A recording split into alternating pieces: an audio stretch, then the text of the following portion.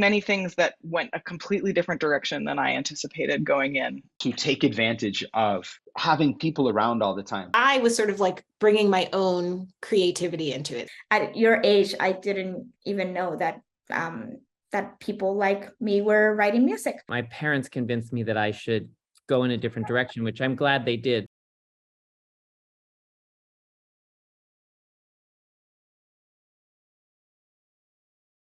I went to Juilliard when I was 17 years old. I had an older sibling who went to Juilliard who had a not great experience. And then when I looked at all of my college choices and they were sort of laid out in front of me, I realized that I really wanted to study with Heidi Kesselman. I really wanted to move to New York City.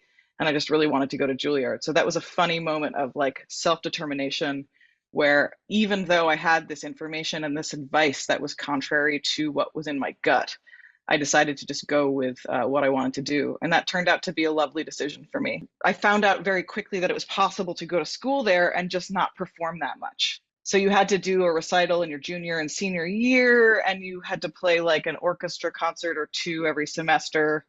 But aside from that, it really just wasn't a lot of performance. I'm someone who has always been really motivated by fear of public humiliation. Like that is the thing that gets me to work. I know that there are some people who just love to practice, who love to get into a room and do the work for the work's sake. And I'm so jealous of you. I wish that was me. It's never been me. The thing that makes me practice is having an event to sort of prepare for.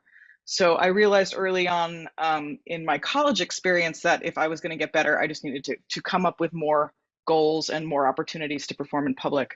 And I soon kind of determined that an easy way to do that would be to work with a lot of the composers. There were composition department recitals, and I just found this incredibly exciting community of composers and a bunch of percussionists also that were playing lots of new music, commissioning lots of new music. And I became involved in several new music ensembles at school. And that became the way that I just got to perform as much music as I wanted to. I did my undergraduate degree in flute performance. It was really challenging as a flutist, being enrolled as a flutist, and then going to the administration and being like, but I also like writing music. Like, can I do that? And they were like, no, not really. You would have to be a composer and you're a performer, so that doesn't work. I just like, it was a lot of people kind of like saying no. I was really weary after that experience of like, I really wanted to be somewhere where I would have the flexibility to just be able to experiment freely. And so I knew I didn't want to apply to a conservatory. Did that NYU summer study abroad. I was enrolled as a composer, but it was an interdisciplinary program. And it was actually one of my professors at that summer study abroad through NYU who said, you know, you might be really interested in this new program at the New School. Which was actually like under the umbrella of sound studies. And so I went to an open house. There were people who were creating sound for picture or doing documentary picture.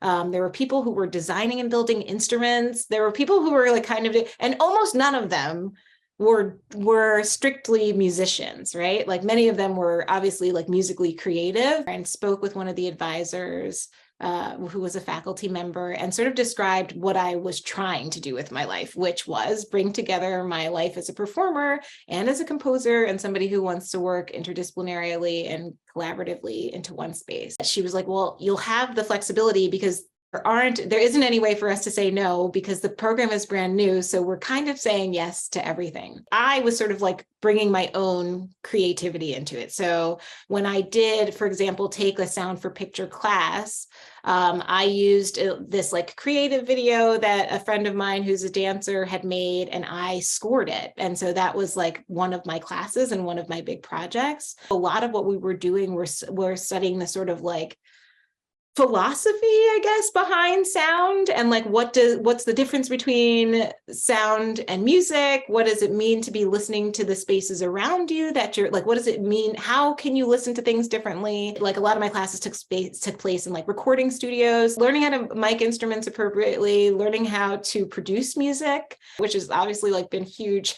in my life, especially when we went into the Zoom world. I was like, I'm so glad I know how to do this. I'm Michael. I'm in New York City. You know, any life that you live is self-driven. You know, you have to a certain extent to decide at least what you're interested in, to put yourself in like a general direction, right? But especially in the arts and especially in music, that's magnified so much. You really, really have to like drive your own bus. My thing has always been like, I want to be as honest as possible to what I'm interested in and who I am musically.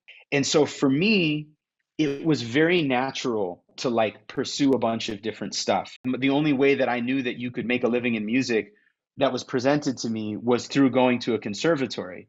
And so I got into classical music very much as just a byproduct of wanting to be a professional musician.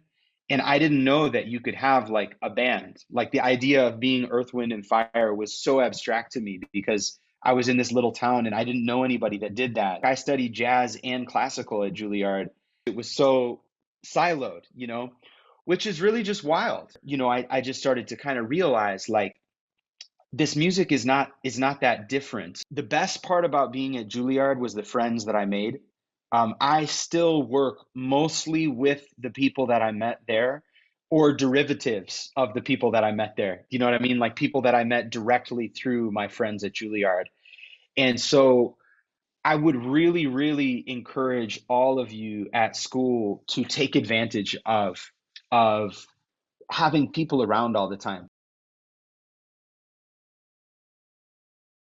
And Puerto Rico is very musical culture, so in family gatherings you play a lot of music, and so my family is very musical. So I grew up around a lot of music, classical, popular. I had a lot of detours, and it was definitely not something that was a straight route. I played a little bit of piano. That was my first instrument. Then I really wanted to play the cello, and I went to the conservatory, and they looked at my hands and they said they were too small. So they were like, give her a violin. So I became a violinist. And I was in orchestra, all the things that a lot of you are part of. I always loved music, but I knew deep in my heart that I was not meant to be a concert violinist. Like I saw some of my friends were like really passionate about listening to the different violinists playing same violin, a Tchaikovsky violin concerto or something. And I was like, I did not have that in me, but I didn't know what that meant. I knew that I was in orchestra and I would be very distracted, like hearing the percussion or the brass parts. But again, I had no idea what that meant for me because I didn't play anything by anyone that was alive. At your age, I didn't even know that that people like me were writing music. And because I was studying violin, they were like, okay, you should just go to violin, to the violin department. So I did that, but I also was like, I want to study something else, and I really liked film. So I studied film at the same time. So I did 2 undergraduate degrees. I found out about living composers was through film music, because I was studying film, and then I started to become really obsessed with Hitchcock and Bernard Herrmann and those kind of classic film and composer relationships, and through that I discovered modern music. I found out when I was on my 3rd year of violin studies that composing was a department and something that you could study, and that there were living composers. And I decided to switch majors then. It was kind of a little wild because I was almost done with my violin degree, but I was like, oh, this makes sense. That's why I'm so distracted listening to the percussion. This is because I don't want to be a concert violinist. I just want to write the violin concerto. I want to write a percussion quartet. And but it took me a long time to figure that out, again, because I didn't see it out there. I went to conservatory for grad school. I wanted to go for undergrad, but my parents convinced me that I should go in a different direction, which I'm glad they did. When I was at Princeton, there was no other opera singer there, basically. I mean, I was one of the only ones, and there was people doing so many things, but I learned about so much. And in retrospect, it was so amazing that I had those opportunities, and I loved that. But I also was frustrated at times not to just be like focusing on singing, and I want to be a singer and I want to know how to sing well and do all of that. But what I will say is that when I was at conservatory in grad school, I felt it was so limiting. Like I learned a lot about the form. I was very focused on it. But I feel like my classmates, a lot of my classmates, knew nothing about anything else in the world. Like, you know, very few were going to MoMA to see the show down, you know, that was happening at the museum, or going to a jazz club. I mean, everyone was so myopic and so focused on opera or, you know, whatever they were focused on.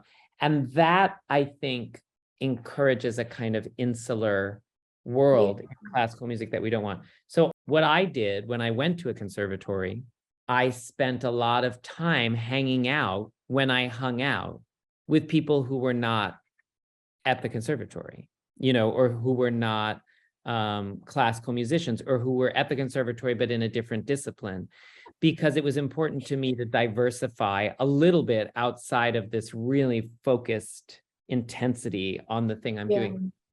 And it's not true for every singer. Some singers just aren't that kind of singer. They want to just be able to sing well, and they want to do that really, really well.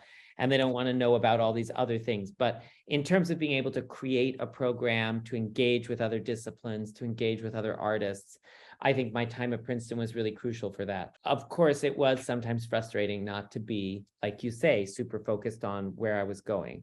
But now, knowing what I know, having all of that experience, all of that information has made me infinitely better as a singer. I obviously love Beyonce. I've talked about her a lot today. I can still play Under the Sea pretty well on the piano. And just like Beauty and the Beast, Aladdin, all of those were my jams. I was really bad at sight reading. So my piano teacher suggested that maybe I start singing the notes instead of trying to play them. Then we decided that I was a better singer than pianist. I know this sounds so dumb, but like at schools, like they have these giant rooms. I know that one sounds weird, I know, but I'm telling you, it's like you don't really get to be in rooms that are that big most of the time after school. Thought I would try a new karaoke song, so I sang War Pigs by Black Sabbath, mostly instrumental. So bad karaoke choice. I spent a lot of time just sitting there, but it's a good song.